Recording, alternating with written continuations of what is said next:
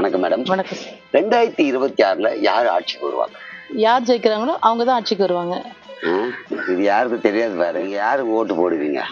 போட்டியிடுற வேட்பாளருக்கு தான். ஐயா, இது யாருக்கும் தெரியாது பாரு. எவ்வளவு ரூபாய் கொடுத்தா ஓட்டு போடுவீங்க? எவ்வளவு கொடுப்பாங்க அது நீங்களே சொல்லுங்க. தெரியலம்மா எவ்வளவு கொடுப்பாங்கன்ட்டு.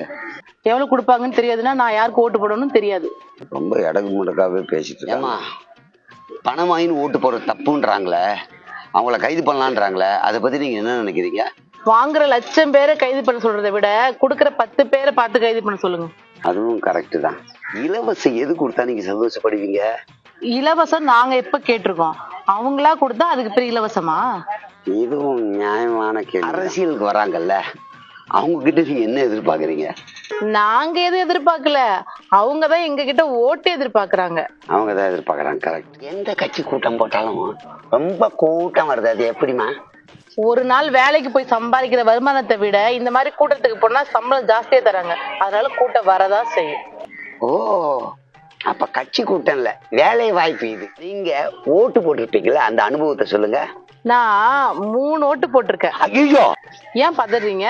3 ஓட்டு தானே போட்டிருக்கேன். கள்ள ஓட்டு, திருட்டு ஓட்டு, தெரிஞ்சா உன்னை உள்ள புடிச்சு போட்டுருவாங்க. என்னையா உள்ள பிடிச்சு போட போறாங்க?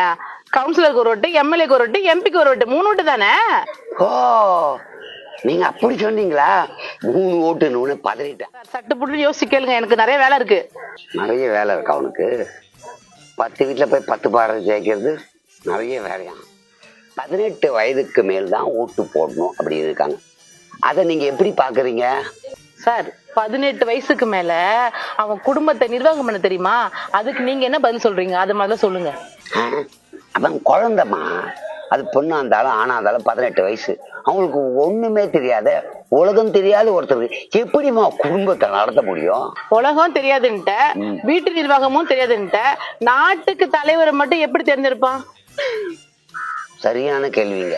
தேர்தல் நேரத்துல கட்சியும் கூட்டணி அமைக்கிறாங்கல்ல, அத பத்தி நீங்க என்ன நினைக்கிறீங்க? சொல்றேன். யார் சீட்டு அதிகமா தராங்களோ அவங்க கூட சேர்றாங்க. இதுல நாட்டு மக்களுக்கு எப்படி நல்லது செய்வாங்க? நாம பதில் சொல்றீங்க. சுத்தி போடணும், போட முடியாது, ஏன்னா நீயே பூசணிக்கா சைஸ்ல. அது விடுமா, 5 வருஷத்துக்கு ஒரு தடவை எலெக்ஷன் வைக்கிறாங்களே, அது ரொம்ப கஷ்டமா இல்ல? வருஷம் வைக்கலாம்ல. 5 வருஷத்துக்கு ஒரு தடவை எலெக்ஷன் வச்சா எங்க பணத்தை செலவு பண்றது எங்களால தாங்க முடியல, இதுல வருஷம் வர வைக்கணுமா? அதுவும் கரெக்ட் தான்மா. நம்ம பணம் எப்படியோ போயிட்டு இருக்கு. இப்ப செல்போன் ரொம்ப முக்கியம், செல்போன் இருந்தாகணும்ன்ற நிலைமைக்கு நம்ம எல்லாமே வந்துட்டோம். அதுக்கு அடிமை ஆயிட்டாங்களே, அதை பத்தி நீங்க என்ன நினைக்கிறீங்க? அடிமையா ஆகல, அடிமையா ஆக்கிட்டாங்க. எது ஆக்கிட்டாங்க? துண்ணுட்டாங்கட்டு. எப்படிமா?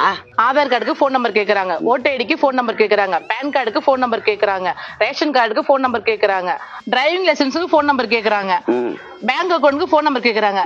பின்ன இவ்வளவுக்கு போன் நம்பர் கேட்டா போன் யூஸ் பண்ணாம என்ன பண்ணுவாங்க? இவ்வளவு பேசுறாங்க, தெரியாம பேட்டி கூப்பிட்டுட்டேன். ரொம்ப கஷ்டம். சார், கேள்வி இருக்கா? முடிஞ்சதா? நான் அப்பவே சொன்னல எனக்கு வேலை இருக்குன்னு. நான் கிளம்புறேன் சார். போயிட்டு வாமா. தடவை கிடையாது பெருக்குமா. ஐயோ, உலகம் உருண்டுன்னு போற மாதிரி இருக்கு. நிகழ்ச்சி பிடிச்சிக்கலாம் போ.